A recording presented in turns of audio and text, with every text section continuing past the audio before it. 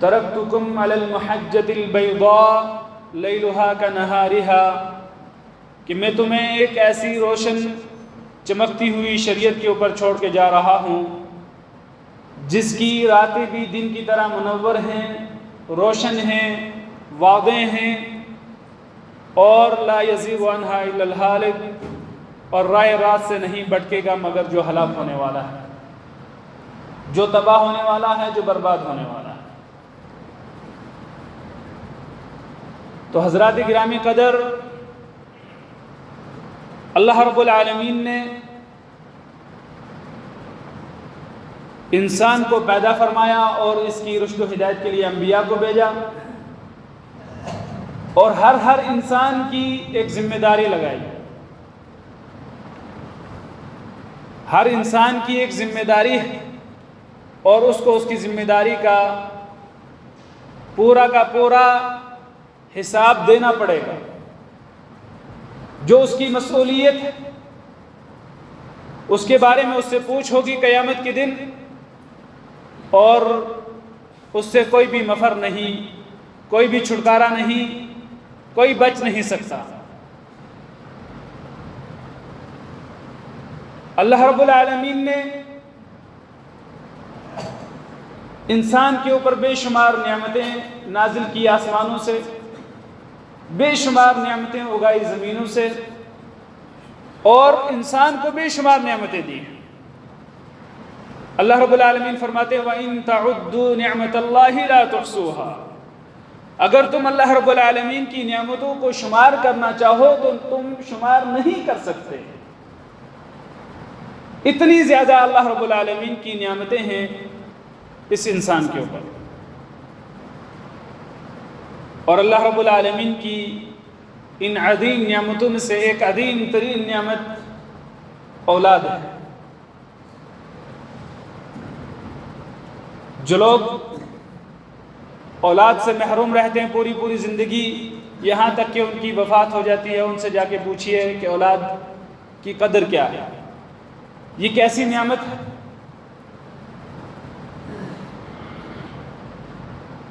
تو اللہ رب العالمین نے اس انسان کی ذمہ داری لگائی کہ جب تو باپ بن جائے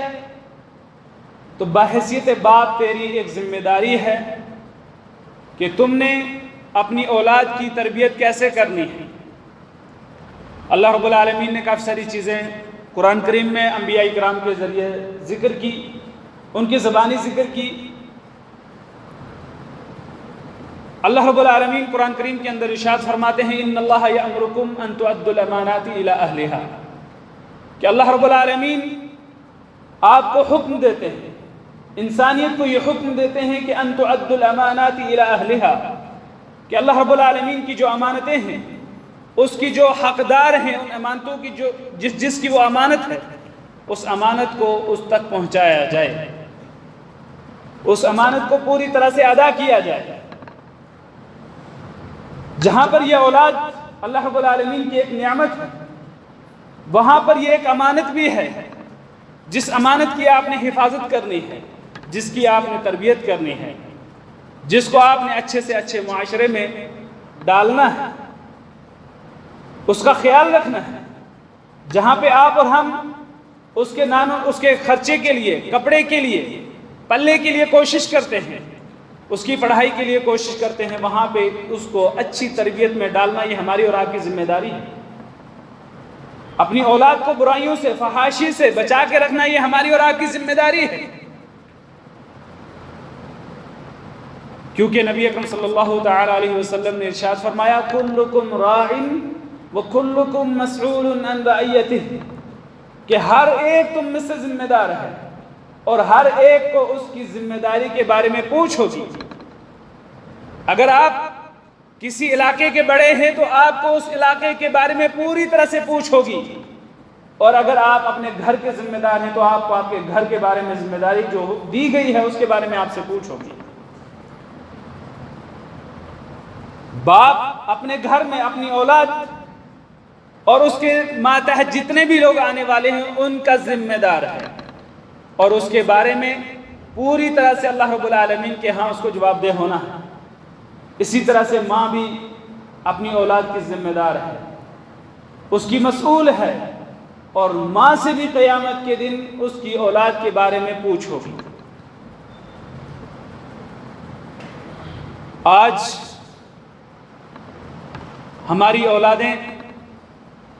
ان کے اندر کیا کیا برائیاں پائی جاتی ہیں، اس سے آپ اور ہم اچھی طرح سے واقف ہیں۔ بے شمار لاتعداد قسم کی بیماریاں ہماری اولاد کے اندر آ چکی ہیں، بہت بڑے بڑے گناہ ان کا ارتکاب کر رہے ہیں۔ ان میں سے ایک اہم ترین مسئلہ ہے، وہ ہے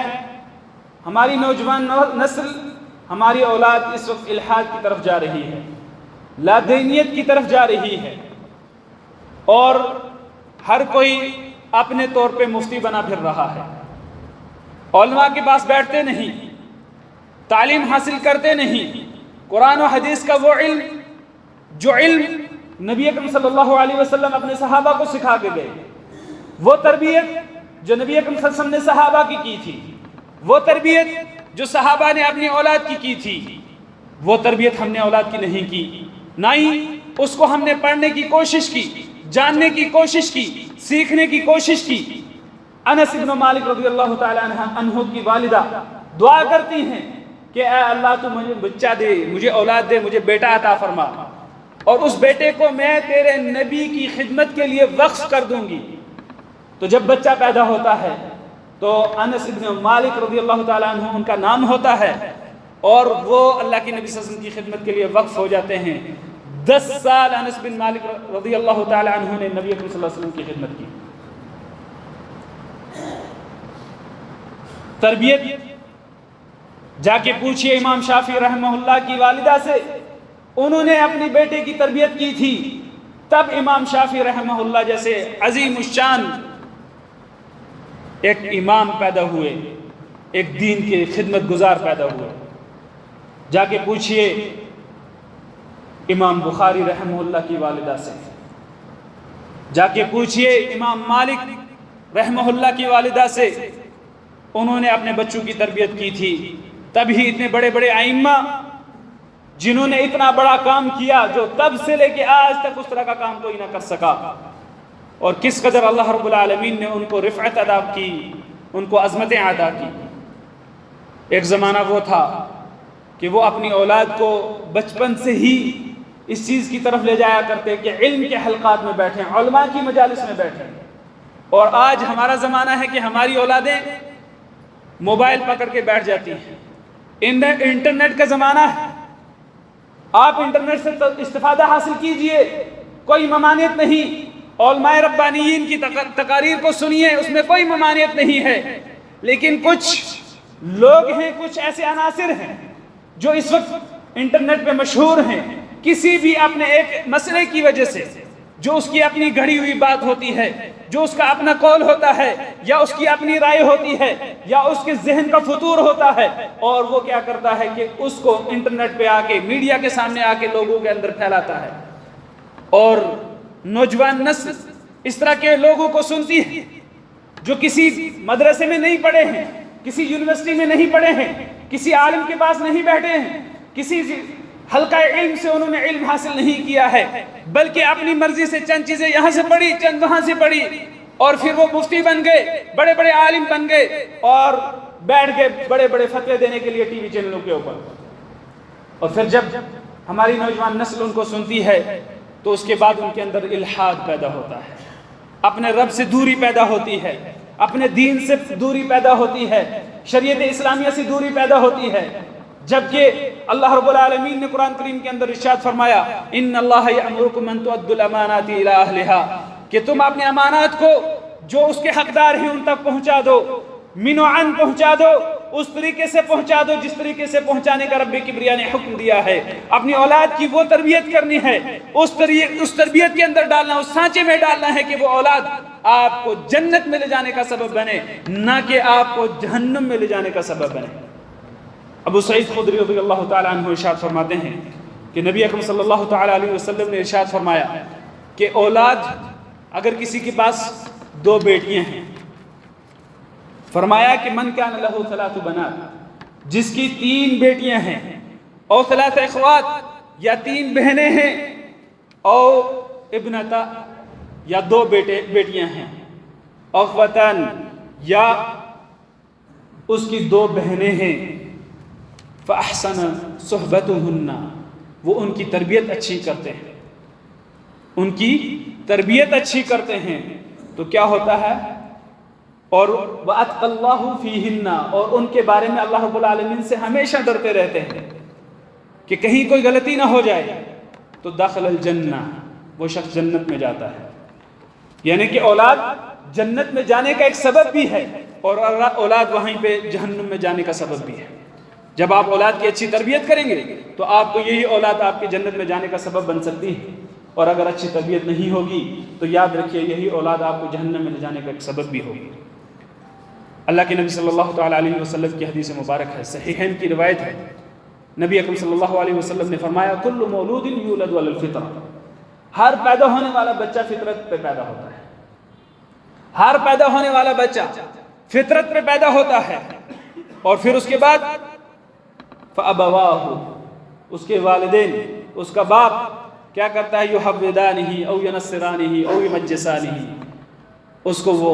یہودی بناتا ہے یا نصرانی بناتا ہے یا مجوسی بناتا ہے۔ وہ پیدا فطرت اسلام پہ ہوتا ہے، فطرت پہ پیدا ہوتا ہے، پیدا ہوتے وقت اس کو کوئی پتہ نہیں ہوتا اس کا دین کیا ہے، مذہب کیا ہے، کس دین کس مذہب کا ماننے والا ہے، وہ یہودی ہے، نصرانی ہے، مسلم ہے، کیا ہے۔ اللہ رب العالمین نے اس کو فطرت اسلام پہ پیدا کیا ہے، فطرت پہ پیدا کیا ہے۔ اس کے بعد اس کے ماں باپ اس کو کیا کرتے ہیں؟ یہودیت کی طرف، نصرانیت کی طرف یا مجوسیت کی طرف لے کے جاتے ہیں۔ جس طریقے کی تربیت ان کی اپنی ہوتی ہے، جس دین، جس ڈگر، جس راستے پہ چلنے والے وہ خود ہوتے ہیں، اسی راستے اور اسی چیز کی طرف اپنے بچوں کو لے کے جاتے ہیں۔ جبکہ ہمیں کیا چاہیے؟ ہماری ذمہ داری کیا ہے؟ ہمیں شریعت نے کیا حکم دیا ہے؟ کبھی ہم نے جاننے کی کوشش کی یا نہیں؟ ہمیں چاہیے کہ ہم اپنی اولاد کی وہ تربیت کریں جو تربیت نبی اکرم صلی اللہ علیہ وسلم نے صحابہ کی تھی، جو نبی اکرم صلی اللہ علیہ وسلم نے اپنی بیٹیوں کی تھی، جو صحابہ نے اپنے بچوں کی تھی، وہ تربیت ہم اپنے بچوں کی کریں، تب جا کے کامیابیاں اور کامرانیاں مل سکتی ہیں، تب جا کے ہم اپنے بچوں کو الحاد سے، لادینیت سے اور بے حیائی و بے شرمی سے بچا سکتے ہیں۔ اللہ رب العالمین قرآن کریم کے اندر ارشاد فرماتے ہیں تعاونوا علی البر والتقوی ولا تعاونوا علی الاثم والعدوان، نیکی کے کاموں میں ایک دوسرے کی مدد کرو، گناہ کے کاموں میں ایک دوسرے کی مدد نہ کرو۔ اب حال یہ ہوتا ہے ہمارا کہ اگر باپ ایک خاص قسم کی غلطی کرتا ہے، مثال لے لیجیے آپ کہ وہ سگریٹ پینے کی اس کو عادت ہے، وہ سگریٹ پیتا ہے، یا شراب پینے کی عادت ہے، یا اور کوئی نشہ ہے وہ کرنے کی اس کو عادت ہے، تو باپ اپنے بچوں کے سامنے کچھ عرصے تک وہ بچتا ہے کہ بچوں کو پتہ نہ چلے، آہستہ آہستہ وہ تجربہ کرتا ہے، یہاں تک کہ وہ اپنے بچوں کے سامنے بھی وہ کام کرنے لگتا ہے۔ جب اپنی اولاد کے سامنے، اپنے بچوں کے سامنے وہ ایسی حرکتیں کرتا ہے، پھر اس کے بعد جب اس کی اولاد، اپنی اولاد وہی سب حرکتیں کرنے لگتی ہے، وہی بھی حیائی، وہی غلط کام اس کی اولاد کے اندر جب آ جاتے ہیں، تو وہ ان کو منع کرنے سے قاصر رہتا ہے، نہیں منع کر سکتا، نہیں روک سکتا، کیونکہ وہ خود اس کا عادی ہے۔ ہم جب اپنی اولاد کو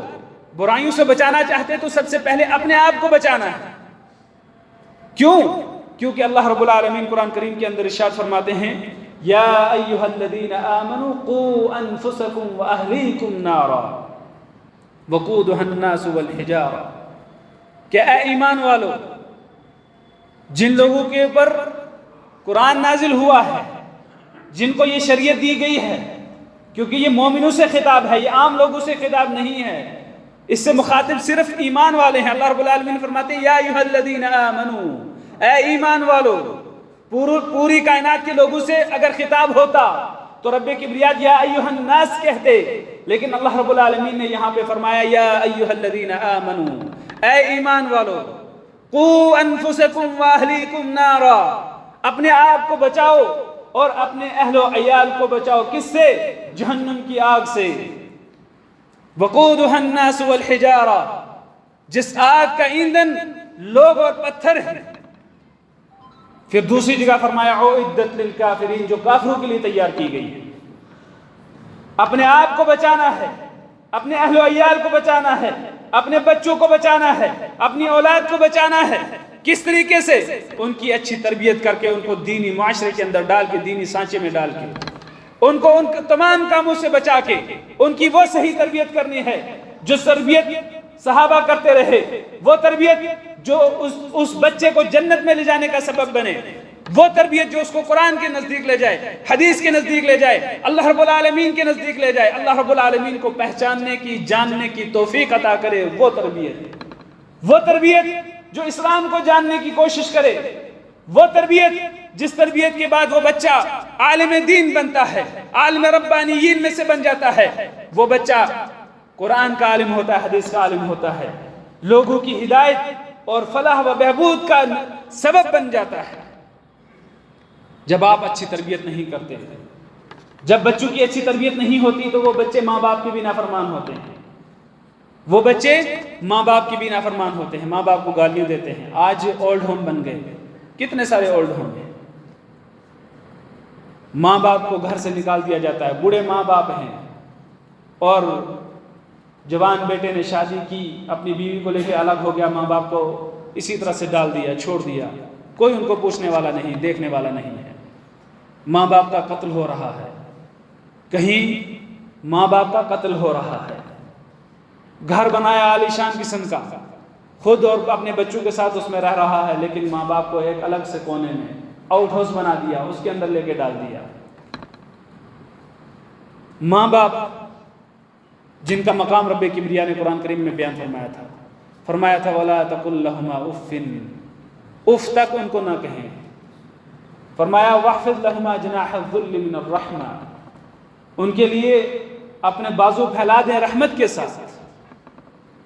تو جب بچوں کی اچھی تربیت نہیں ہوگی تو وہ بچے یہی سب کریں گے۔ جو بچے جن کو قرآن یہ کہتا ہے وَلَا تَقُلْ لَهُمَا اُفٍّ، وہ ماں باپ کو قتل کرتے ہیں۔ یہ لمحہ فکریہ ہے، سوچنے کی بات ہے کہ کہاں جا رہی ہے ہماری یہ ذریت، ہمارا یہ معاشرہ، ہماری یہ نوجوان نسل کس طرف جا رہی ہے، کس ڈگر کی طرف جا رہی ہے؟ کیا کبھی ہم نے سوچا؟ پھر جب آج انٹرنیٹ کا زمانہ ہے، الگ کمرے میں بچہ موبائل لے کے بیٹھ جاتا ہے، کیا کبھی والدین نے سوچا کہ ہمارا بچہ کیا دیکھ رہا ہے، کیا پڑھ رہا ہے، کس کو سن رہا ہے، کیا چیزیں دیکھ رہا ہے؟ کبھی جا کے اس کا مراقبہ کیا، اس کو دیکھا، پوچھنے کی کوشش کی؟ ہرگز نہیں۔ گھر میں ٹی وی ہے، کمپیوٹر ہے، دوسری آلات ہیں، یہ اچھی چیزیں ہیں، یہ آپ کی مددگار ہیں، آپ کی اسٹڈی میں، آپ کی پڑھائی میں۔ وہیں پہ ان کے دوسرے پہلو بھی ہیں، جہاں پہ اچھائی کے پہلو ہیں وہاں پہ برائی کے بھی پہلو ہیں۔ کہ آپ کے جو آپ کی سوچ، جس سوچ کے آپ ماننے والے ہیں، جس طریقے پہ آپ جن چیزوں کو آپ دیکھنا چاہتے ہیں، کیونکہ یہ نفس امارہ انسان کو ہمیشہ برائی کی طرف بلاتا ہے، ہمیشہ برائی کی طرف بلاتا ہے، اس کو دعوت دیتا ہے۔ شیطان انسان کے پیچھے پڑا ہوا ہے، ہمیشہ گمراہ کرنے کے لیے لگا رہتا ہے، کیونکہ اس نے قسم کھائی ہے اس کو گمراہ کرنے کی۔ تو گمراہ کرنے کے لیے نئے نئے طریقے جس طرح سے ایجاد ہو رہے ہیں، وہ سارے اسباب، وہ سارے طریقے شیطان نبھانے کی کوشش کرتا ہے۔ کس طریقے سے ایک اچھے بچے کو، دیندار کو وہ دین سے دور کر سکتا ہے، طالب علم کو دین سیکھنے سے دور کر سکتا ہے، اور اچھی اولاد جو فرمانبردار اولاد ہے ماں باپ کی، اس کو وہ کس طرح سے ماں باپ کا نافرمان بنا سکتا ہے۔ وہ تمام تر وسائل شیطان اختیار کرتا ہے، لیکن کیا ہم نے وہ وسائل اختیار کیے اپنی بچوں کی تربیت کے لیے یا نہیں؟ بچپن سے جب بچہ پیدا ہوتا ہے، کارٹون دیکھتا ہے، دوسری چیزیں دیکھتا ہے، ہم اس کو منع نہیں کرتے ہیں، کہتے ہیں جی چلو بچہ کھیل رہا ہے، کھیلنے دو، لیکن وہ لوگ ایک میسج بچے کے ذہن میں ڈال رہے ہیں، آگے چل کے بچے کو وہ باتیں یاد رہتی ہیں۔ وہیں پہ اگر ہم ان کو قرآن پڑھاتے،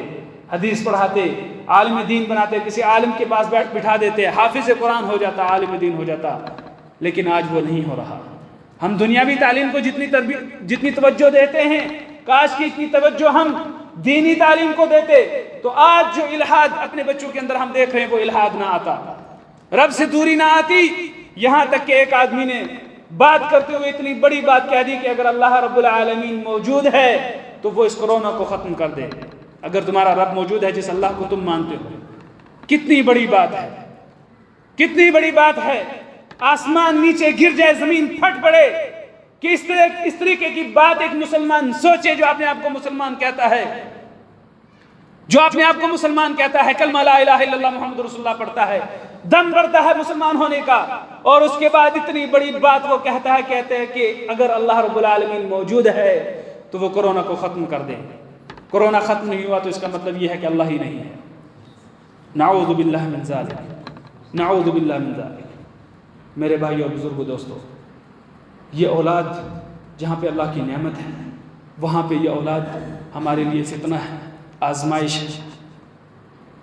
فتنہ ہے، یہ آزمائش اللہ رب العالمین نے بنائی ہے.